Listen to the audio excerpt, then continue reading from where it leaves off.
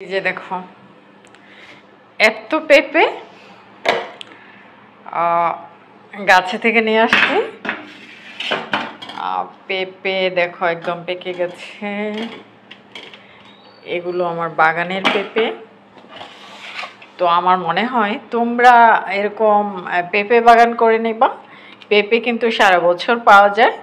পেঁপে ফল হিসেবে খাওয়া যায়, পেঁপে সবজি হিসেবে খাওয়া যায়, পেঁপে দিয়ে কিন্তু সব ধরনের মাছ রান্না করা যায়, পেঁপে চাপা শুটকি দিয়ে খাওয়া যায়, পেঁপে ভাজি করে খাওয়া যায়, পেঁপে ভর্তা করে খাওয়া যায়, আবার পেঁপে ফল হিসেবে খাওয়া যায়। হ্যাঁ, তো আমি আশা করব তোমরা আমার মতো পেঁপে বাগান করে নেবা। এই দেখো কাটছি এখানে। অর্নি আসো, দেখো আয়শা, এই যে বাবা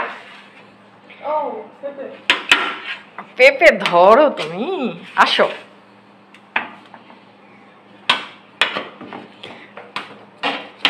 এই নাও, নিজে কাটো কাটো।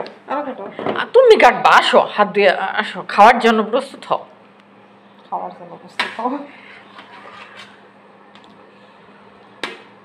বলো। আমার মেয়ে অর্নি পেঁপে কাটতেছে। তো অর্পি বাসায় নাই, বাসায় থাকলে খুশি হয়ে যেত। অর্নি কিন্তু পেঁপে কম খায়, কিন্তু অর্পি অনেক বেশি খায়, খুশি হয়ে যেত। ফলের বাগান থাকলে ভালোই হয়, বাচ্চারা খুশি হয়ে যায়।